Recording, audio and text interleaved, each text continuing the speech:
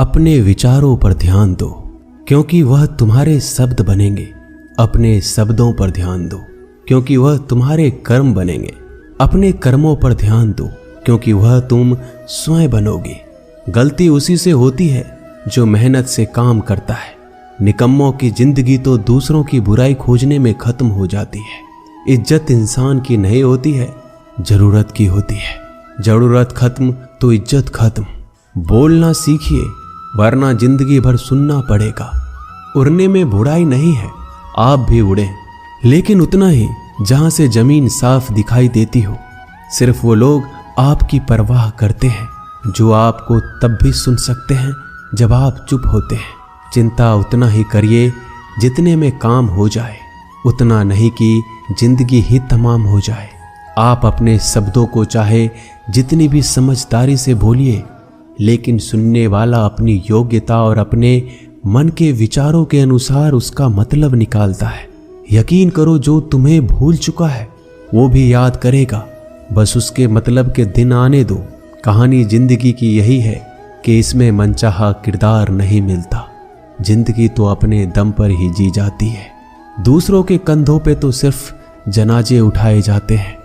आपकी मुस्कान, आपके चेहरे पे भगवान के हस्ताक्षर हैं। उसे अपने आंसुओं से धुल लें या क्रोध से मिटने ना दें। कोई भी व्यक्ति हमारा मित्र या शत्रु बनकर संसार में नहीं आता।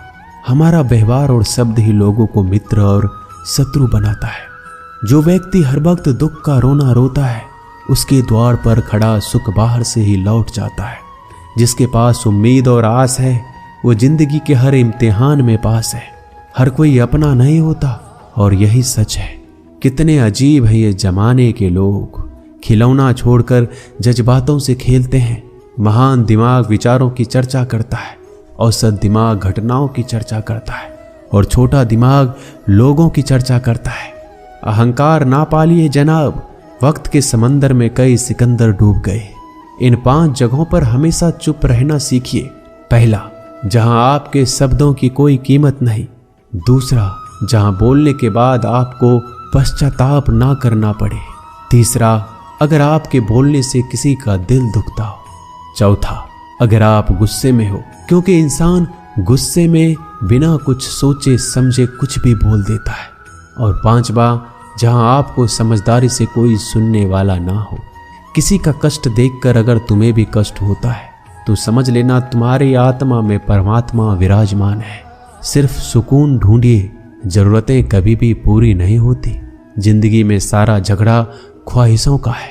ना तो किसी को गम चाहिए, ना किसी को कम चाहिए। जिसके इरादे हमेशा साफ होते हैं, कई बार लोग उसी के खिलाफ होते हैं। जो तुमसे तंग आ जाए उसे छोड़ दो, क्योंकि बोझ बन जाने से याद बनना बेहतर है। झूठ की खरीदारी ज्यादा दिन तक नहीं टिकती। सच एक ही सही अंत तक साथ देता है। किसी इंसान के आज को देखकर उसके भविष्य का मजाक मत उड़ाओ, क्योंकि समय में इतनी शक्ति है कि वो कोयले को भी धीरे धीरे हीरे में बदल देता है। समय जब फैसला करता है तो गवाहों की जरूरत नहीं पड़ती। इंसान का काम तमाम करने वाला शब्द है। कल करूंगा, ना तो अधिक बोलना अच्छा है, ना ही जरूरत से ज्यादा चुप रहना। जैसे बहुत अधिक वर्षा होना भी अच्छी बात नहीं है, और बहुत अधिक धूप भी अच्छी नहीं होती। विचार कीजिए, हमारा जन्म हमारी मर्जी से नहीं होता, ना हमारा मरण हमारी मर्जी से होता है। इस जन्म मरण के बीच में होने वाली सारी व्यवस्था हमारी मर्जी से कैसे हो सकती है। जिंदगी में हर मौके का फायदा उठाओ, पर किसी के मजबूरी का नहीं। अगर जिंदगी मौका देती है तो धोखा भी देती है। जिंदगी की सबसे अच्छी दवा है जिम्मेदारी। एक बार पी लीजिए साहब, जिंदगी भर थकने नहीं देगी। जीवन में प्रयास सदैव कीजिए। लक्ष्य मिले या अनुभव, दोनों ही अमूल्य है।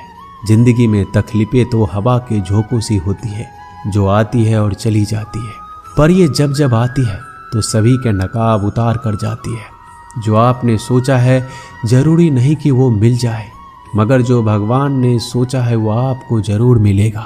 इंसान कर्म करने में अपनी मनमानी कर सकता है, मगर फल भोगने में अपना वो होता है जिसके साथ बातें खुलकर की जा सके।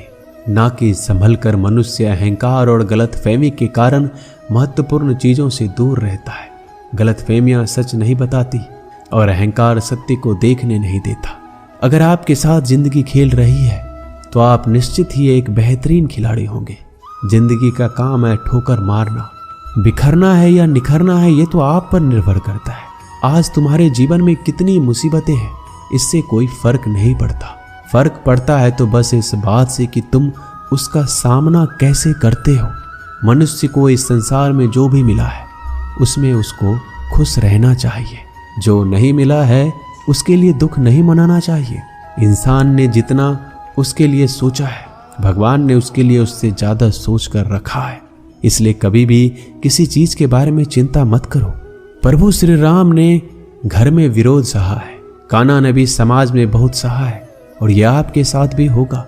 पर अगर इससे आप ऊपर उठोगे तो ही कुछ नाम बनेगा। दूसरों पर निर्भर रहने वाले लोग कभी खुश नहीं रह पाते। इसलिए इस लायक बनिए कि आपकी इच्छाओं का आप स्वयं पूरा कर सके।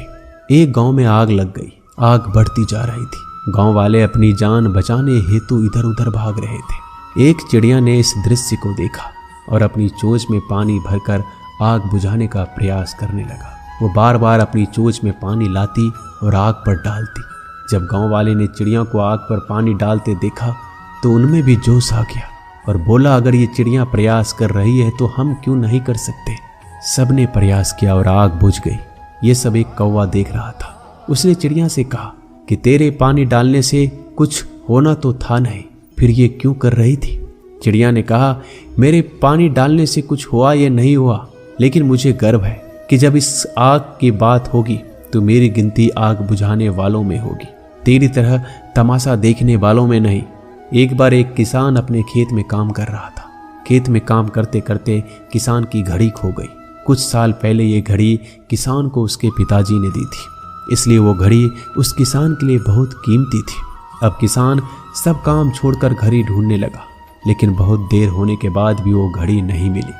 तभी किसान ने पास में खेल रहे बच्चों को बुलाया और उनसे कहा, बच्चों, इस खेत में मेरी घड़ी गुम गई है। मैं बहुत देर से घड़ी ढूंढ रहा हूँ। तुम में से जो मेरी घड़ी ढूंढने में मदद करेगा मैं उसे एक इनाम दूंगा। इनाम के उत्साह में सब बच्चे उस घड़ी को ढूंढने में लग गए, लेकिन इतने बड़े खेत में छोटी सी घड़ी ढूंढना बहुत ही मुश्किल काम था। कुछ घंटों बाद सब बच्चे जाने लगे। किसान ने भी अपनी उम्मीद छोड़ दी। वो भी घर जाने की तैयारी कर रहा था। आखिर में एक बच्चा किसान के पास आया और बड़े शान से कहा कि सब बच्चे चले गए, बस मुझे थोड़ी देर और घड़ी ढूंढने दीजिए। किसान ने कहा, ठीक है, मैं कुछ देर बाद आता हूँ, तुम देखो जब तक घड़ी मिलती है या नहीं। किसान जब 20 मिनट बाद आया तब बच्चे के हाथ में घड़ी थी। किसान आश्चर्यचकित हो गया और बच्चे से पूछा कि इतना जल्दी तुमको घड़ी कैसे मिल गई। बच्चे ने कहा, सब जा चुके थे। अब इतनी शांति थी कि मैं धीरे धीरे पूरे खेत में घूमकर आवाज सुनने लगा। जैसे ही शांति में मुझे आवाज सुनाई दी वैसे मुझे पता लग गया कि घड़ी कहाँ पर है। दोस्तों, ये कहानी शांत दिमाग का बहुत ही बढ़िया उदाहरण है। जब हमारा दिमाग शांत होता है हर बड़ी चिंता खत्म हो जाती है और आसपास का शोर भी खत्म हो जाता है, तो हमारा दिमाग अपने आप काम करता है और हमें सही दिशा दिखाता है। दोस्तों, इस वीडियो में बस इतना ही। जल्दी मिलते हैं हम और भी ज्ञानवर्धक वीडियो के साथ। धन्यवाद।